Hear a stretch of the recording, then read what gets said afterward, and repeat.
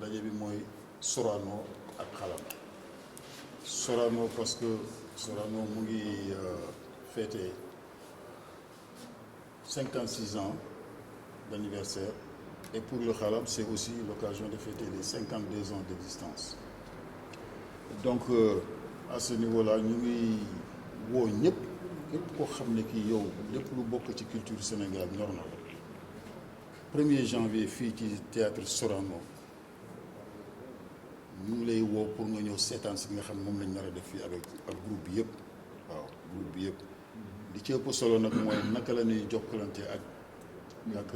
population bi ak public bi loolu duñ ko mën a wax lépp il faut que nit ñi ñu xaar leen ba bés bi ñu mën cee mën a waxtaan ak ñoom. Tout à l'heure yaa ngi doon expliquer ci mbalax disons que groupe xalam moom moo njëkk a tëgg mbalax fii ci Sénégal ndax mën ngaa ñëwaat un peu ci loolu. dinañ ko wax di ko waxaat d'ailleurs am na journaliste posé wu ñu suñu question mbalax sur le xalam mu ne leen man la may woowee le roi mais ñii ñooy les rois donc xalam bi muy commencé tëgg mbalax boobu kenn tëggugul mbalax fi ñun ñoo njëkk a commencé di def mbalax jël ay sabar ak ay bugarabul yégal ko ci kaw scène bi bañ ko njëkkee def dañ ñi doon organiser dañu ne seen sabar yi na fi jógee kenn sant waxuñu leen ngeen sabaru fi te pourtant sabaruñu woon dañ doon dugal instrument traditionnel yi ci biir musique bi donc dañu commencé di mbalax pendant presque au début et ndànk-ndànk la mbalax bi ñu doon def commencé am succès waaw sànq maa leen di wax ay morceaux yu mel ne yàlla may lay loxo nga di si jëf dafa yow ko dara kooku yàgg na c'était les années 70 ay morceaux yu mel ne yimbay daayi daa yàlla may ñu koy waxee ci bëre baaxum góor donc yooyu yëpp dañ koy mbalax booba commencé ñu kenn commencé wul mbalax salsa moo fi amoon voilà donc ndànk-ndànk après tama yi commencé dugg sabar yi commencé ñëw bi ñu demee ba ci biir nag gis ne mbalax bi en fait dafa resté au Sénégal génnul du musique bu génn et comme yeneen dëkk yi comme les Congolais wala les Guinéens ñun dañ leen bëggoon seen musique di ko déglu di ko fecc mais ñoom xamuñu suñu musique parce que suñu musique ni mu bindoo boo ko jëlee noonu nga bëggoo ko joxe du mën a jàll looloo tax après ñun ñu dellu ginnaaw dem gëstuwaat lan mooy problème mu musique sénégalaise ci moment boobu ci la ñu def ay recherche dem ci région yëpp xool musique yi xool rythme yi pour mën a créer musique boo xam ne bi dinañu mën a jàmmarloog yeneen dëkk yi nga xam ne yi ñu ngi ak seen musique donc xalam loolu moo andi musique panafricaine bu xalam loolu moo andi ay morceaux comme Adé comme Kañu ay morceaux yu mel ne comme Disalbero Gorée morceaux yu xam ne mun naa ne liñ koy déglu ci bitim réew moo ëpp téeméer yoon ñu koy déglu Sénégal parce que Sénégal on est envahi juste par une musique te musiciens yi malheureusement xam nañ ne am na ñoo xam ne dañuy frustré parce que am nañu ay musiciens yoo xam ne ñu mën seen liggéey lañu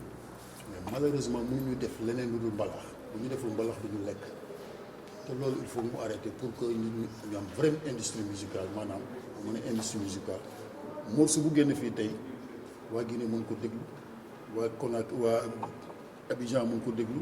waa Mali mën ko déglu mën ko jënd sax loolu mooy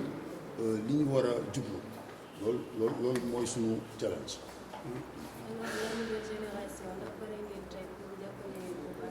waaw loolu nag laaj bu am solo la ndaxte dafa fekk li ñuy wax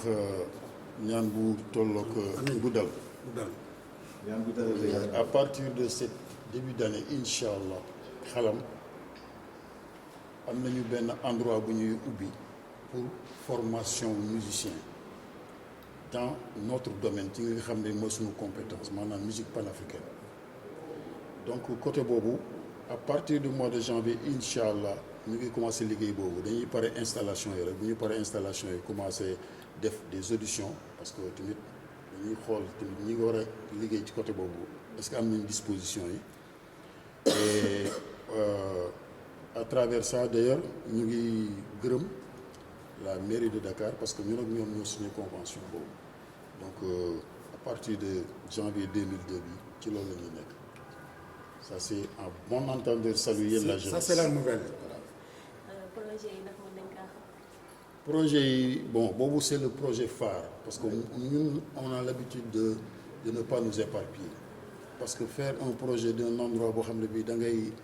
commencer former ay gens dafa laaj temps donc dañuy focus ci loolu ba pare bu loolu weesoo xalam bon am nañu ay projet tourné am nañu ay projet peut-être éventuellement beneen dernier disque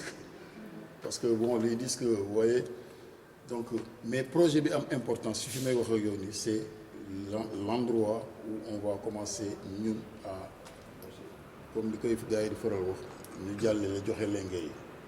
maanaam on va communiquer avec la jeunesse en formant les jeunes par rapport à ce qu'ils veulent pour la musique du Sénégal.